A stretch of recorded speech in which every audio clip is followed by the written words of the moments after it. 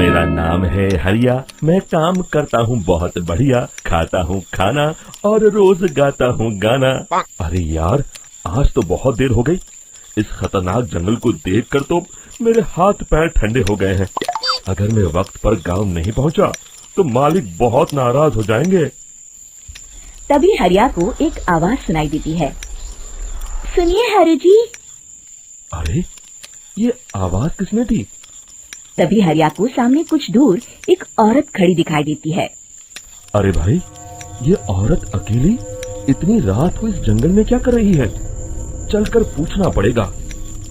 फिर हरिया अपनी बैलगाड़ी उस औरत के सामने लाकर रोक देता है और उससे पूछता है। अरे सुनिए, आप इतनी रात को इस खतरनाक जंगल में अकेली क्या कर रही हैं? तभी वो औरत मीठी आवाज में कहती है। अरे हरु जी, आप आ गए।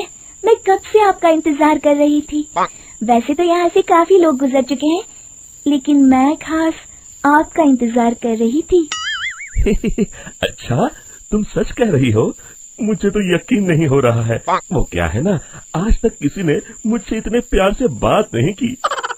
हाँ हाँ हरु जी, मैं सच कह रही हूँ। अब देर मत करिए और जल्दी से मुझे मेरे घर तक छोड़ दीजिए।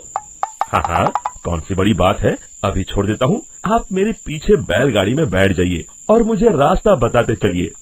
फिर वो औरत हरिया की बैलगाड़ी में बैठ जाती है और हरिया बैलगाड़ी हाँकता हुआ आगे चल पड़ता है। फिर उस औरत के बताए हुए रास्ते पर चलते चलते हरिया बैलगाड़ी लेकर एक काली गुफा के आगे आकर रुक जाता है। हरिया उस औरत से पूछता है।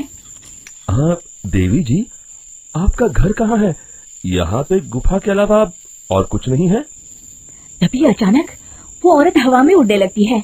देखते ही देखते उसका सुंदर रूप एक डरावनी चुड़ैल में बदल जाता है और वो जोर जोर से हंसती है। अरे तू तो एक नंबर का बेवकूफ निकला। तू तो बड़ी आसानी से मेरी बातों में आ गया। अरे मर गया रे, ये तो एक चुड़ैल है। हे भगवान बचा ले, ये तो बड़ी डरावनी दिखाई दे रही है।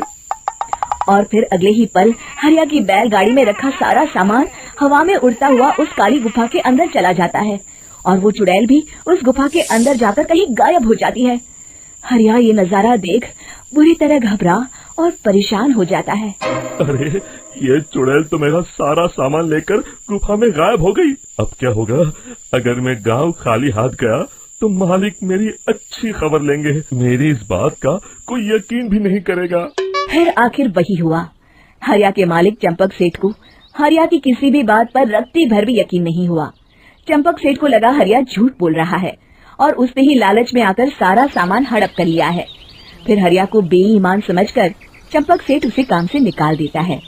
अगले दिन अपनी दुकान में परेशान बैठा चंपक सेठ गुस्से में बड़बड़ाता है। अरे, दुकान में तो सामान बिल्कुल भी नहीं है। अब मुझे ही शहर जाकर सामान लाना होगा। फिर वो अपनी बैलगाड़ी लेकर शहर चला जाता है। शहर से सामान लेकर जब चंपक सेठ वापस गांव लौट रहा होता है, तभी उसे एक आवाज सुनाई देती है। चंपक जी, ओ चंपक जी। अरे, ये तो कोई मेरा नाम लेकर मुझे पुकार रहा है। फिर उस रास्ते में वही औरत खड़ी दिखाई देती है। फिर क्या था, हरिया की तरह चंपक सेठ भी उस औरत के पास अपनी बैलगाड़ी लेकर जाता है और वो भी उसकी चिकनी चुपड़ी बातों के मुंह जाल में फंस जाता है। फिर चुड़ैल उसे भी अपनी गुफा तक ले जाती है और उसका सारा सामान लेकर गुफा में गायब हो जाती है। बेचारा चंपक सेठ लाचार होकर खाली हाथ गांव लौट आता है। फिर ये उस जंगल में रोज की बात हो जाती है। जो कोई भी शहर से कुछ लेकर गांव की तरफ लौटता, वो चुड़ैल उसे बेवकूफ बनाकर उसका सारा सामान लेकर गुफा में गायब हो जाती। एक दिन हरिया एक लकड़हारे को उसी जंगल की तरफ जाते हुए देखता है। फिर हरिया उसे रोकते हुए कहता है। अरे भाई, क्यों अपनी मौत को दावत दे रहे हो? मेरी बात मानो, आगे जंगल में मत जाओ। वहाँ एक बड़ी भयानक चुड़ैल रहती है। लकड़हारा हरिया की बातों को नजरअंदाज करते हुए कहता है। अरे भाई, मुझे पहले ही बहुत देर हो चुकी है, मुझे जाने दो भाई। शाम तक लकड़ियाँ काट कर शहर के बाजार में बेचना है। तुम अपनी ये कहानी किसी फुर्सत में बैठे इंसान को सुनाओ, मैं तो चला। इतना कहकर लकड़हारा वहाँ से आगे जंगल की तरफ चला जाता है। फिर अगले दिन गांव के मुखिया के घर के बाहर बहुत सारे लोग जमा हो जाते हैं। तभी हाथ में कुल्हाड़ी लिए खड़ा लकड़हारा कहता है, अरे मुखिया जी, अब आप ही हमें बचाइए उस जंगल वाली चुड़ैल से। हमारा सारा काम तो शहर से ही होता है। अरे मुखिया जी, उस चुड़ैल की वजह से तो मैं पूरी तरह बर्बाद हो गया हूँ। हम सबको मिलकर उस चुड़ैल का कोई इलाज करना पड़ेगा।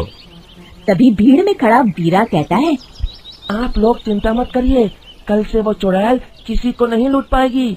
मेरे पास एक बहुत अच्छी तरकीब है। तभी चंपक सेठ उसका मजाक उड़ाते हुए कहता है, अरे तेरा नाम वीरा है तो क्या हुआ? तूने अभी उस चुड़ैल को देखा नहीं है? जाकर अपना काम कर, बड़ा आया। तब मुखिया जी कहते हैं, नहीं नहीं चंपक सेठ, मुझे लगता है हमें इस लड़के को एक मौका देना चाहिए।